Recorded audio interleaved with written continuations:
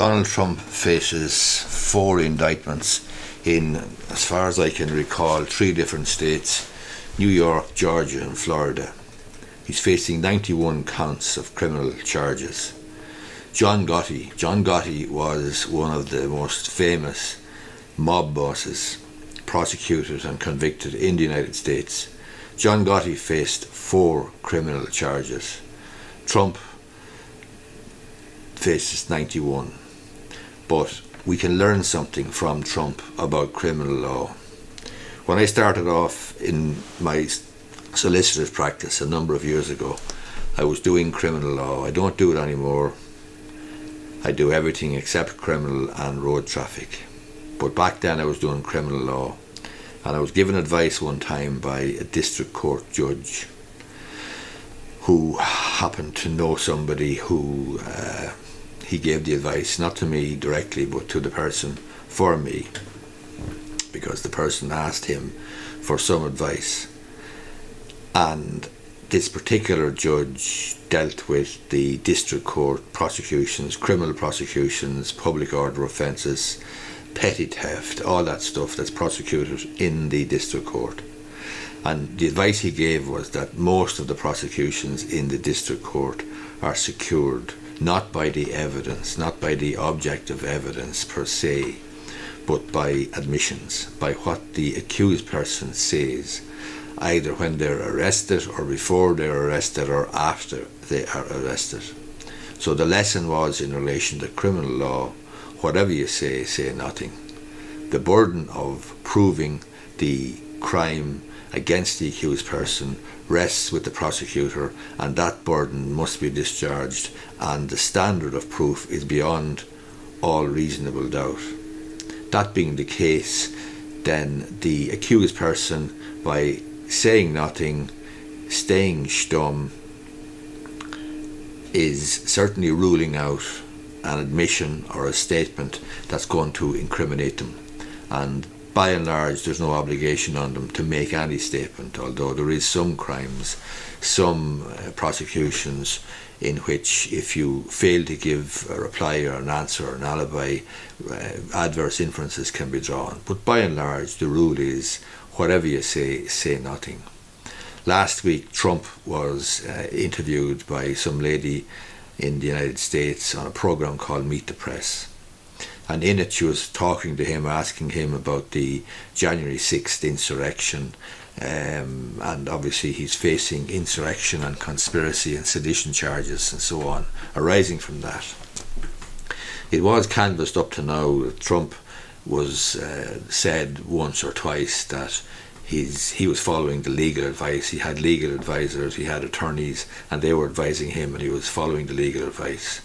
Last week in the Meet the Press interview, which I saw at the weekend on YouTube, Trump was asked about this, and the interviewer lobbed him a softball question. She asked him if the decision to do what he did on or around January the 6th, and that whole attempt to prevent the ratification of the Joe Biden as president, if that decision was down to the advice he was getting and being given by these whack job lawyers, these whack job attorneys.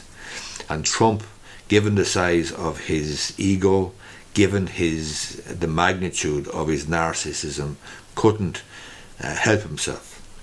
He said, no, it was my idea. It was all my idea. It was my decision.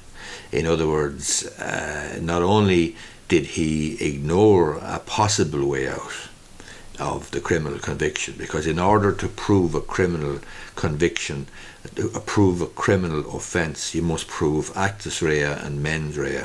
Actus rea is that the person committed the offence. Mens rea is that they intended to commit the offence, that they had the mental application or determination to commit the offence. Because remember, somebody could commit what appears to be an offence, but it may be a technical breach or it may be a negligent breach, but they may not have the necessary mens rea to secure a conviction for the prosecutor. But here's Trump, given the opportunity to blame his attorneys, to pin the blame on these whack job attorneys. He spurns it because of his narcissism and his ego, and he says, no, it was my decision. So now the prosecutor in Georgia, Fannie Willis or Jack Smith or whoever is prosecuting him, has both actus rea and mens rea, and they will be relying, I believe, very, very heavily on the interviews that Trump has given over the last 12 months or so, and since the prosecution and since the indictments were handed down. Remember, Trump could have said, I can't comment on an ongoing criminal prosecution or a case which is sub judice at the moment. I'm facing charges. I can't comment. I couldn't possibly comment on that. But instead, he couldn't help himself. He couldn't help shooting his mouth off and making an absolute fool of himself again, and basically confessing to the crime, as he did in relation to the documents case. He has committed the crimes in relation to the documents case. How do we know this? Because he's told us. He's told us in an interview, yes, I took the documents, they're my documents, etc., etc. Except the problem is, my dear Donald, that the documents are not yours. They're the documents belonging to the United States of America. So he's shooting his mouth off, but from a legal perspective, from a criminal law perspective, facing criminal charges, the advice is to say nothing.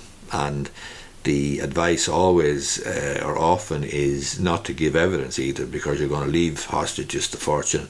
It will be an absolute shit show to see Trump giving evidence. I can't see him being advised to give evidence, and I doubt he'll give evidence. But having said that, Trump's ego and his narcissism is of such a magnitude that it will be one entertaining show if he insists on giving evidence, because any decent prosecutor cross-examining Trump is going to have a field day.